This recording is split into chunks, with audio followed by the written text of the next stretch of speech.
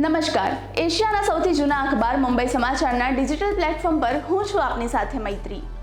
ચાલો નજર કરીએ આજના મહત્વના સમાચાર પર। રાષ્ટ્રપતિ દ્રૌપદી મુર્મુ આજથી પંજાબ અને ચંદીગઢની 2 દિવસની મુલાકાતે। વડાપ્રધાન નરેન્દ્ર મોદી પોર્ટ લુઇસ પહોંચ્યા। પીએમ મોદી 12 માર્ચે મોરેશિયસના રાષ્ટ્રીય દિવસ સમારોહમાં મુખ્ય અતિથિ તરીકે હાજરી આપશે। ભારતીય નૌકાદળના જહાજ સાથે ભારતીય સંરક્ષણ દળોની ટુકડી પણ આ ઉજવણીમાં ભાગ લેશે। દિલ્હીમાં વિદેશ પ્રધાન એસ જયશંકરે આર્મેનિયાના વિદેશ મંત્રી અરારત મિર્ઝોયાન સાથે મુલાકાત કરી। બંને નેતાઓ વચ્ચે દ્વિપક્ષીય ચર્ચા થઈ। આ બંને દેશો વચ્ચે સીધી ફ્લાઇટ સેવાઓ શરૂ કરવા માટે સહમત થયા। આફ્રિકન દેશ કોંગોના પશ્ચિમી પ્રાંત માઈ નંદોબે નજીક એક નદીમાં બોટ પલટી। આ દુર્ઘટનામાં 25 લોકોના મોત થયા।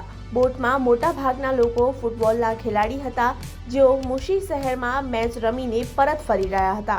રશિયાએ યુક્રેનના ફાઇટર જેટ અને અનેક ડ્રોનને તોડી પાડવાનો દાવો કર્યો। હવામાન વિભાગ દ્વારા રાજ્યમાં હીટવેવની આગાહી। રાજ્યમાં 9 જિલ્લાઓમાં ચેતવણી જાહેર કરવામાં આવી। રાજ્યમાં આ 9 જિલ્લામાં રેડ એલર્ટ જાહેર કરવામાં આવ્યું, જેમાં અમદાવાદ, ગાંધીનગર, સુરત, કચ્છ, મોરબી, સુરેન્દ્રનગર, સૌરાષ્ટ્રમાં રાજકોટ, જૂનાગઢ અને પોરબંદરમાં પણ હીટવેવની ચેતવણી આપવામાં આવી। બનાસકાંઠા જિલ્લાના અંબાજી ખાતે હોલિકા દહન 13 માર્ચે કરવામાં આવશે। ફાગણ સુદ પૂનમ 14 માર્ચે છે। હોલિકા દહન 13 માર્ચે થશે।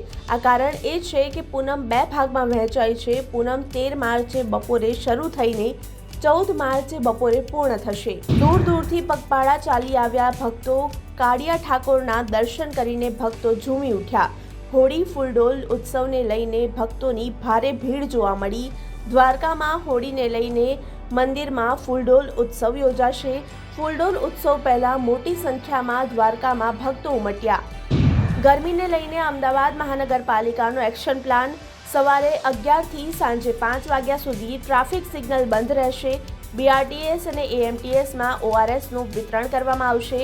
પાણીની વ્યવસ્થા મોટા બસ ડેપો પર ગ્રીન નેટ, કુલર, પંખાની સુવિધા મળશે। રેડ એલર્ટ દરમિયાન શાળાના સમય પણ બદલાવવામાં આવશે। 50 પાણીની પરબ તમામ ઝોનમાં તૈયાર કરવામાં આવશે। આ સાથે જ બગીચા સવારના 6 થી રાત્રે 11 વાગ્યા સુધી ખુલ્લા રહેશે।